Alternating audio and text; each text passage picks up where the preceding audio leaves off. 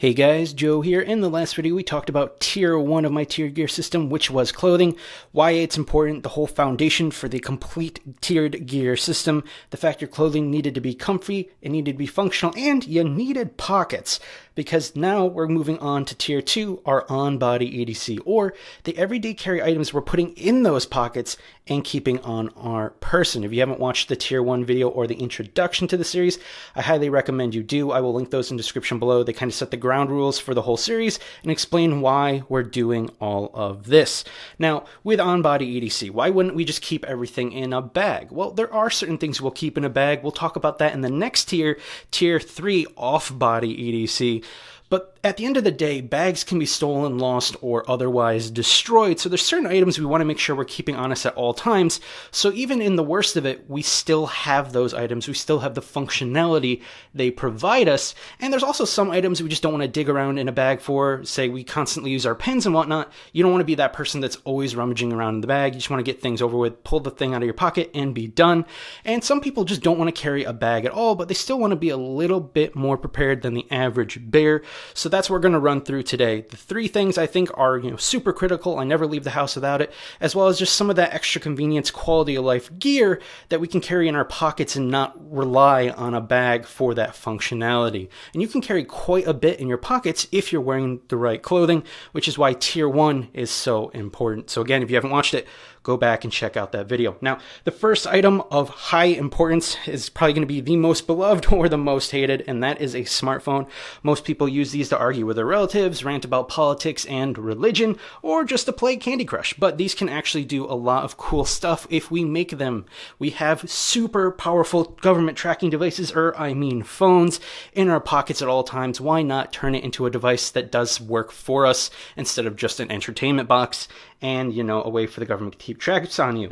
So we want to make sure we're understanding a couple principles with cell phones, not just having them in our pocket. First and foremost is a wonderful thing we have, at least here in the United States. Even if you don't have signal, you can still kind of ping emergency service towers and, the satellites and everything they have working for that. At least here in the United States, it's probably like that in the UK, Germany, France. If you're in a developing nation, it might be different. But that's why we always want to make sure our phone is charged, even if we're going to be in an area without signal, because we still might be able to get a hold of 911 or emergency services here in the United States. Going off of that, you need to have a compass app, in my opinion, a really reliable one that has magnetic declination, one that can give you a proper heading, decimal degrees, or whatever you've been trained to work with for navigation. There are a lot of phones out there, and most of them have an integrated GPS and compass feature. But another thing you want to keep in mind when it comes to the compass is not just that it's accurate and wonderful. You want to make sure that you're also comparing it to a physical compass, not just a compass on Google Maps or Apple Maps, whatever you're doing, because a physical compass is going to be way more accurate than most digital-oriented type compasses. So we want to make sure that we have a physical compass, like a Suntoe G3 or whatever, right next to it, and make sure that this is calibrated correctly, because we don't want to be bringing around a compass all the time with us when we can just use our phone. So if we make sure that our phone is tuned in and we regularly check it, we don't need that physical compass anymore. Now, related to having a compass app, we want to have a GPS app that can work offline. Google Maps, Apple Maps, all that stuff is great. It can tell you where cops are, it can tell you where accidents are, tons of cool stuff out there. But if you can't connect to mobile service, they very quickly become useless. They can't do as much as you'd want. And in some cases, they may not work at all. Whereas with an offline GPS, it can't do rerouting and all that cool stuff. But what it can do is you can have a map of your state or, multiple states if you're someone who travels around a lot, and you can still navigate with your GPS unit on your phone because that doesn't rely on mobile service. It already has a full integrated map that you already downloaded. So having an offline GPS that you can very much couple with the compass is a very great way to be able to navigate in an emergency where maybe services are down and might be down for a very long time. Now, why would you have both an offline GPS and a compass? Well, most GPSs, whether they're standard ones like Google Maps or offline ones like Gaia GPS, they mostly just point north, and they don't always give you the best headings. So having that compass app is a little bit better for precise navigation. Whereas if you're just driving around with a car, you can use the offline GPS much better. One's for being on foot, one's for being in a vehicle. They each have their strengths and weaknesses. Now, going off of that, I think you should also have a PDF reading app, something that can do PDFs, maybe even .doc files, the window files, and EPUB files. These will allow you to do things like download maps from, say, USGI, our government resource here, and you can use that compass to navigate with that map through the PDF reader if you're doing something very precise, like certain hiking and want to look at topography that maybe your offline GPS isn't quite good at. Another thing a PDF reader is wonderful at is medical resources. Why carry around a bunch of these books when you can have them all on your phone and be able to read them from your phone?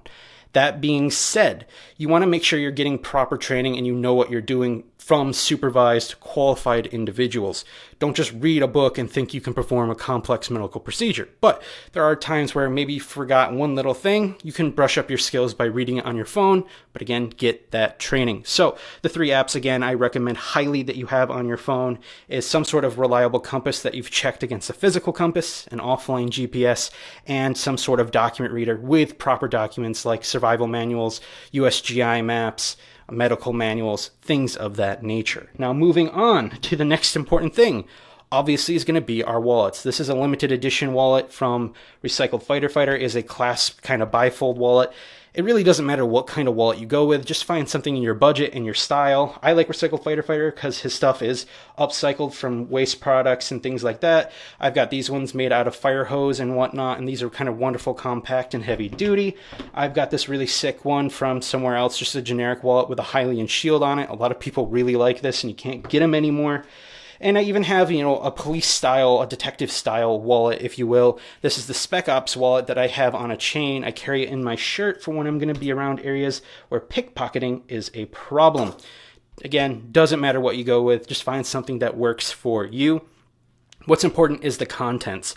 And honestly, I don't put a whole lot in my wallet. I have, my license, my money cards like debit and credit. I have my insurance cards, my auto insurance, as well as health insurance in there. I also keep a wet wipe and I keep some cash. I don't keep any of those pocket tools. I don't even remember the names of them because I think they're so useless. At best, those things just aren't going to work good compared to functional items we can actually carry in other parts of our EDC. And at worst, they're going to break and cut your hand. I just don't like those flat card tools. I highly don't recommend them. Now, in terms of cash, you should only carry as much cash as you're willing to lose in case you do get pickpocketed or get held up. What some people will do is keep only $20, $40 in their wallet and keep the bulk of their real cash somewhere else on their body where a thief might not think to check, like between the insole and the shoe, or maybe some weird place in their pants with like a secret pocket. That's where they keep the bulk of their cash. Personally, I just don't go with the headache. I only keep $40 in cash. My cards will work almost everywhere. And if the power goes out, $40 to $100 is more than enough to get where you need to go and get home. So I really don't think you need more than $100 in cash unless you're in a major city where things cost a lot, like hotel rooms could be easily $500 a night on the cheap end. That's where you might want to carry a little bit more. But again, that's when you should consider another place to put your money. You don't necessarily want to be walking around with a $500 to $1,000 in your wallet. I think that's just kind of dumb personally. Moving off of wallets, the next thing I highly recommend and never leave home without, the last of the 3 important things, is a knife, or at least some sort of multi-tool that allows you to cut open packages, food packages, all sorts of stuff. Now, I am a knife collector, so I have knives that are $2, like this Ozark Trail, and I've got knives that are $250, $260, like this Benchmade Adamas. You can spend as much or as little money as you want on something like this. At the end of the day, they both cut. At the end of the day, they're going to work for everyday carry tasks. One is obviously going to last much longer between sharpenings. It's going to be much tougher. It's going to be higher quality. But they both cut. They're both knives. You can sharpen a knife as long as you know how to sharpen a knife. It really doesn't matter. Just make sure that you're getting a good value, and that's what I find to be important. That's why I collect knives that are both cheap and expensive. Also, we want to make sure we're understanding knife law. That is really important. You could be carrying something you think is cool, like this automatic, but is highly illegal, and it's just not worth a criminal weapons possession charge. It can ruin your professional career. Lots of stuff can happen if you get hit with a knife charge, especially with certain fields like with me in healthcare. I worked a job where within 24 hours of arrest, even if I wasn't convicted of anything, I would lose my job for something like that. So with that said, currently I am EDCing this guy right here. We just got it in. This is the KnifeWorks exclusive sprint run of the Hogue Ritter RSK. This thing is awesome. We will do a video on this eventually. This is about a $200 knife, but again, I'm a knife collector. I collect nicer knives because that's what I'm into. Get whatever works for you. If you like Gerbers, go with a Gerber. Something else I've been carrying kind of in my belt line is this guy here. This is the Compliance Edge Henchman. There is already a video like this up on my channel. This is just a concealed carry fixed blade. Carry it for self-defense. This is kind of for hardcore tasks that maybe I don't want to put a folder through. At the end of the day, even the big beefy folders, things like my Benchmade Adamas and whatnot, they still have a weakness in certain areas because of their pivot, because of their locking mechanism. A small fixed blade or even a large fixed blade will have a lot of more advantages and a lot more strength over something like that. And for example, when I'm, just chilling on the farm or whatever, I'll put on a leg rig with something like this Gerber Strong Arm, which is a big fixed blade. I'm not going to carry a folder in a rural environment or in the woodland environment. It might just go in my bag in that case. When I can carry a fixed blade, I much prefer it. Now, moving off of those kind of cutting tools, those are my basics. You have your phone, you have your wallet, you have your knife. Beyond that is all extra for me. So let's start with some of the extra items I carry just to give you some things to think about why you would or would not want to carry certain objects. Now, I have a light duty carry and a heavy duty carry that I do on top of those items. So right now, this is my light duty carry. I have an ARC Company Rambler XL organizer. Inside that, I have a light duty pen, which is the Pocket Pen. I have a Nightcore tube, a very small USB rechargeable light, and it has 2 brightness settings. And then I have a more people-friendly non-locking knife. I think that's important to have a mixture of locking and non-locking knives. Yes, it's legal for me to carry something like this, but when people see, that and hear that flick open, they might be, sheepish, let's say, not to be too aggressive about it, but sheepish and very afraid. And even if you're within the law, that doesn't mean the cops won't be called on you. Doesn't mean you won't have a headache. So having a non-locking knife that's pretty much legal area is really great. This is the Kershaw Federalist, which I think is aces. And also I have a small little notebook here. This is a Moleskine Volant. You can go with Moleskine cahiers, field notes, whatever. I just find these little extra small Moleskines really nice, and I like the vinyl covering because it's more heavy duty than something like a field notes. This is my light duty setup, and I will also carry my normal knife on top of that. I'll use this normally, but if I'm around, sketchy people that don't like knives, I'll carry out that guy. It looks a little bit more classy. Now, moving off from that, I also have a heavy duty carry that I use for when I'm going to be gone longer. And that's something like this guy here. This is the Large Ranger, I believe it's called, from Reef Knot Bags. If you want something that's American made and out of synthetic materials like poly or Cordura, I highly recommend Dickinson Trading Post. I will link to both of them in the description below, as well as the videos I did on both of these organizers. I do not recommend you waste money on something like the Yellow Birch Outfitter. It's way overpriced, and there's literally no difference between that and this, or that and this, and you're paying like half as much with these other companies for the same thing with much better stitching and much better quality, in my opinion. Yellow Birch is overhyped, and I had a negative experience with their company on top of that. Now, what do I carry in my larger loadout? I carry some of the standard things. I carry a writing implement. In this case, I'm carrying a Pentel Oranz Nero. It's kind of a bougier mechanical pencil. I do have some nicer gear because I'm a gear guy. Again, please don't feel pressured to spend more money than you need to. I think an amazing EDC writing tool is something like the Zebra F701. It's an all-metal steel pen, not aluminum, so you can use it as a tourniquet windlass for an improvised tourniquet. You can modify this to put a Fisher Space Pen insert into it, which I have with other ones that I carry, though not this one. It's a really great EDC pen, and it's only $7 versus something like this pencil, which is like $24, $25, sometimes even $30. Going on from that, I keep another knife. Now, when I'm carrying this large setup, I won't also carry a secondary folder because that's kind of dumb. So I'll just throw this in my pocket as it is. So right now I have the Benchmade Bailout in here just because it's nice and slim. And because this is a larger loadout, I carry a slightly larger flashlight. This is, again, a USB rechargeable one. This is the Streamlight MicroStream.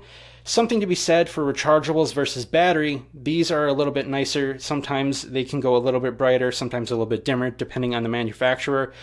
But then you have to carry a battery power bank if you want to recharge this. Now, with the ones that tend to be dimmer, the battery operated ones, they'll be dimmer, the battery will die, but then you can replace the battery. If I don't have a battery pack to recharge this or some way to plug it into an outlet, I'm screwed. So if you're thinking of a situation where power goes out a lot or you're trying to prepare for a power outage, you don't want to go with USB rechargeable necessarily. You want to go with one that uses batteries and keep batteries on hand. Now, what I do to kind of split the difference is I have this USB rechargeable, then I have another USB rechargeable battery for it that I keep charged. So I can change out the battery in this and still have it be able to go without needing to plug it into the outlet. So that is something to think about. Now, the contents of this might seem interesting to some people, but here we go. Something I've been experimenting over the last year with is more of a techie approach. So on this guy here, I have these 3 pieces of kit. We'll move this over here. I have a USB adapter to USB-C, and this lever gear USB adapter. So what I have on this USB, it's a little bit more of a techie setup. It might be confusing to some people, but I have 2 partitions, or kind of like 2 special storage locations on this USB. I can plug it in and boot something called Tails OS, which allows me to securely access any computer that I can plug this into, so long as it's a standard PC and not, an Apple product. This will work just fine, and it allows me to connect to the Tor network. If you know what Tor is, I encourage you to really research it. It is not nearly as secure as most computer advocates will say it is. Tor has been, a very big privacy concern for the last few years without a lot of people knowing about it, but it's still better than being on the standard internet. And this allows me to plug the USB into my phone, because the second storage part of my USB is a bunch of manuals and books. I basically have a little library on here. Also some important records. If I get in an accident and I'm unconscious, they can plug this in and they'll get, my healthcare proxy information and things like that. Yes, this can be stolen. Yes, that can dox myself and give away a lot of personal information. So I don't have things like my social security number, my passport, and stuff like that on here. But I do have who my healthcare proxy is, what are my wishes, and their contact information. This allows me to plug my phone directly into a computer without a big charging cord, as well as any power battery bank. So those are just 3 tiny little handful items that give me a lot of functionality and allow me to make my phone do a little bit more work and have a little bit more on me just in case I go unconscious. I have my emergency contacts right there, so they don't have to try to break into my phone. Now, next thing in here, if I can reach it, I have a little multi-tool here. This is the Victorinox Compact. I have it on here, again, as a non-threatening option, as well as having those scissors. Yeah, you can use your knife for a lot, but there's a lot of things where I just really like having the precise, fine movement of scissors. Moving off from that, I have about, I think it's around 20 feet of bank line and a 1-cup plastic baggie for any measurements I might need and any tie-ups I might need. I liked hard bank line over paracord and other things like that because bank line is thinner and easier to carry, and it is stronger than any of those inner strands with paracord. A lot of people kind of over-exaggerate the benefits of paracord. Bank line usually is far better for most people, for most situations.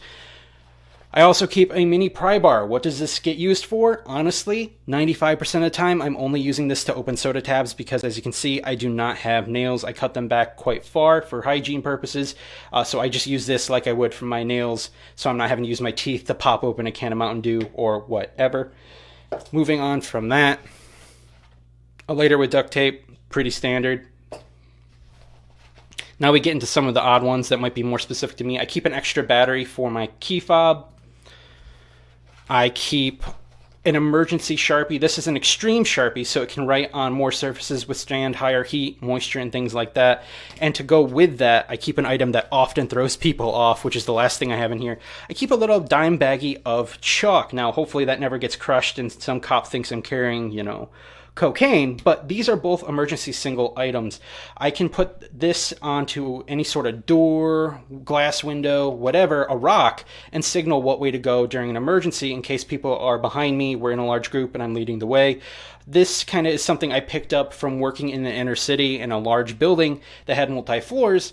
There were certain situations where we just physically didn't have enough staff to get all of our patients and clients out of the building. So if I could write stuff out, people could self-extricate, even though they didn't have us to guide them where to go. Not all office buildings, modern buildings, are built in a very samey way. A lot of times when you have more modern builds, they are, same floor to floor to floor. There are some that were kind of mid-period that are a little bit wonky. So if I can just say, hey, emergency exit this way, it can really help them out. And you want to make sure you're writing at eye level, hip level and knee or foot level in case they have to crawl at various heights due to smoke in a building. The chalk serves the same purpose for writing on dark surfaces. Obviously, you can't see this on a black door very well, or writing on pavement and sidewalk once we get out of the building, like, hey, go this way, move away from the building. These are just emergency signaling things. I can write on pretty much any surface with a combination between these two. It'll last. It'll help get people to safety. And that's kind of it for my heavier duty thing. What comes up next is what I keep on my clothes.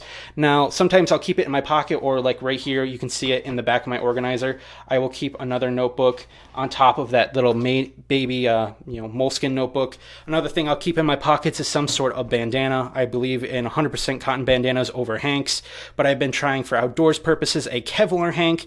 It is cut and flame resistant, so I can use it when cooking. I can use it when picking up sharp trash like broken glass and rusty metal. So these things have been getting a lot of pocket time.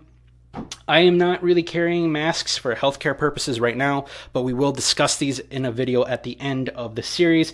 What I am carrying, however, is masks for privacy purposes. If I want to conceal my privacy from someone, maybe they're creepy, maybe it's some dumb kid filming a TikTok I don't want to be a part of, or maybe I'm at a public demonstration and I don't want to be wrongfully and, in my opinion, unconstitutionally subjected to government pigeonholing of saying, oh, well, you were at this event, so you must be a terrorist.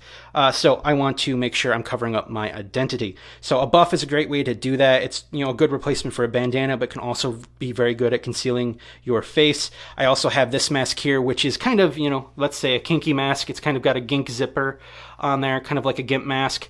But this allows me to talk and be heard, but still conceal my face. So this is kind of a nice little thing. Again, these are not for healthcare purposes. These do not do jack against airborne illnesses for the most part. You need a real mask for that. But these are for concealing my privacy, and I have used them several times for reasons such as being around certain types of people that I didn't want to be associated with, but unfortunately I had to be there and cameras were rolling, so that's why I carry that stuff. Last up is the things I carry on my hands, like a watch, like a bracelet, and my ring. I carry a watch even though I have a phone because I want people to know I value my time so they don't waste it. This is a nice little watch here. This is the Citizen Eco Drive, meaning it can be recharged with the sun. And I believe it's the Garrison, it's the field model. And I have a Barton band on there. As you can see, the default band, in my opinion, kind of sucks for people with smaller wrists like I do. If you've got normal or large size wrists, you don't need to go ahead and buy a Barton band, in my opinion. But I will link to it as well as all the other gear here. I do carry a paracord bracelet, but I only carry it in urban environments, not the woods. I have a video explaining why not to wear jewelry in the woods, but in an urban environment, I don't use this for, survival purposes. It's just to replace shoelace, or if I need to, help a kid keep their pants up, this can go around their waist and kind of act like a DIY belt.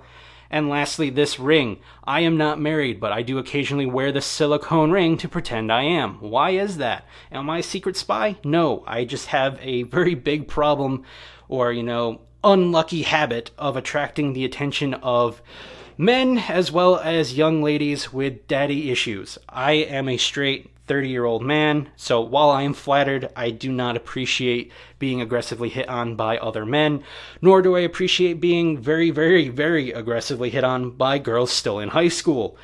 So for obvious reasons, I pretend to be married in certain situations to kind of help get me away from that, especially when I go around my old college towns.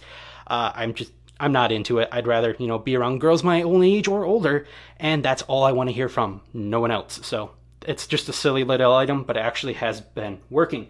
Now that's pretty much it. That's my entire EDC. I have my core items with my phone, with my wallet, with my knife. I expand that with my light duty EDC and then my heavier duty EDC. I can carry quite a bit without needing a bag, and then I got, these extra things I carry on my pockets or on my body, things for privacy. I kind of think about things from a more analytical perspective, you could say. Some people have said I'm a little anal about it, but I honestly don't carry a lot, but I still get a lot of functionality. And then there's obviously seasonal items like sunglasses that I don't always wear because I wear prescription glasses, so I don't always get to wear those. But in the next video, we'll talk about bags and talk about carrying a little bit more than this if you need it. Don't feel pressured to carry what I'm going to talk about in the next tier. We're going to talk about my infamous man bag here and everything inside it. But if you only want to go up to this tier, tier 2 on body EDC, that is more than okay. I really don't think everyone needs an off-body EDC or to go on to the other tiers. I'm just making these videos to help people out who do want to be more prepared than what they can fit in their pockets. So until next time, stay safe, stay informed, and tell someone you love them. You never know how much you can help someone's day. Just kind of, spread a little bit of kindness when you can. So I'll see you in the next one, guys. Toodles.